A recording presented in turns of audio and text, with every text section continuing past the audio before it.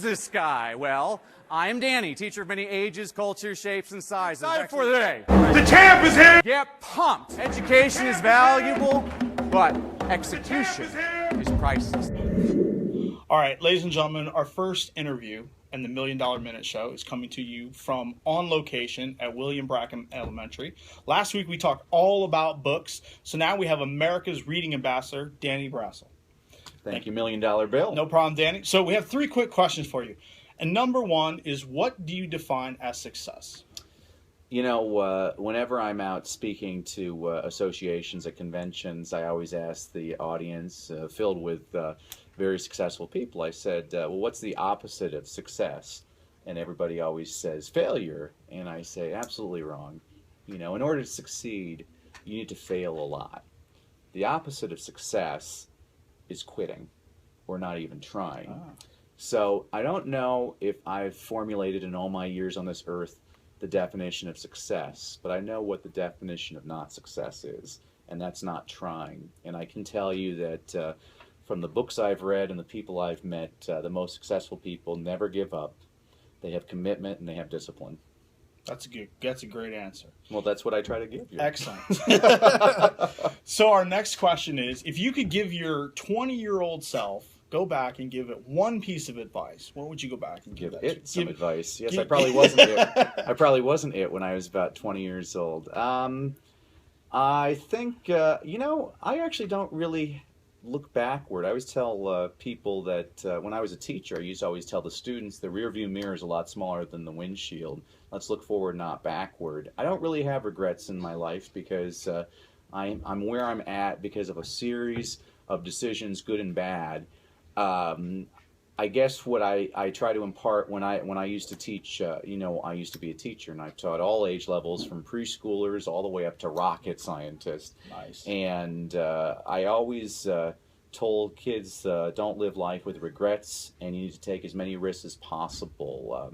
I'm a big believer in failing faster so you can succeed sooner. A lot of people will tell you that Babe Ruth hit 60 home runs in a single season, which was a record that stood over 30 years, an amazing feat.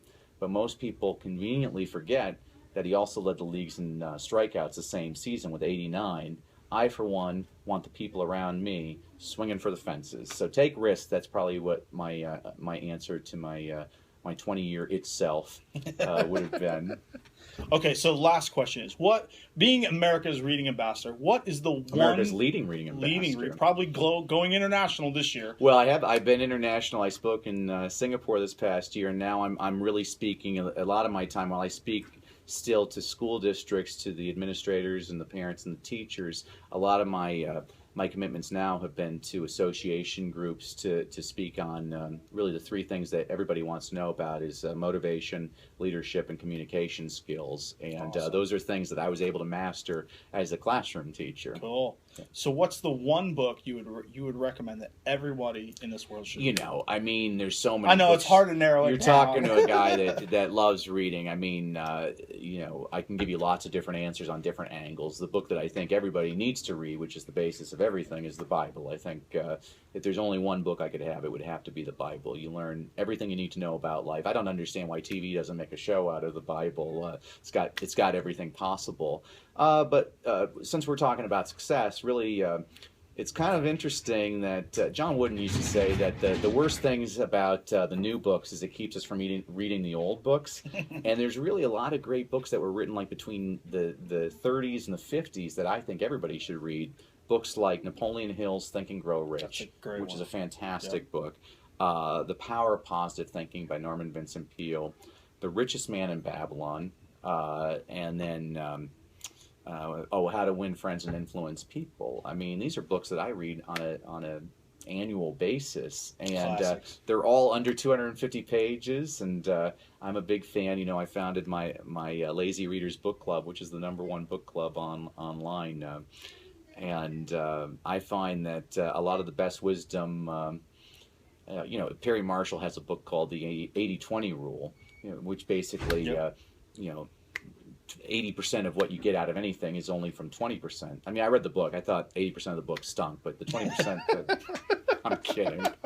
But it really is the truth, though. It doesn't take a lot to turn me on. So reading, that's the long answer. The short answer to your question is the Bible would be my absolute one. And I think most of us actually don't pay attention to kids' books. And the kids' books that had an impact on me as a child were books like Where the Wild Things Are by Maurice Sendak. Absolutely. One of my favorite books of all time. So I always tell adults, don't forget those kid books. Read them again. Read your favorite books as an adult, because you'll get things that you may not have realized the first time as a child. Excellent. So, but you can tell your listeners, your viewers, they can learn all about this. I talk all about it in my talks on leadership, motivation, and communication at DannyBrassell.com.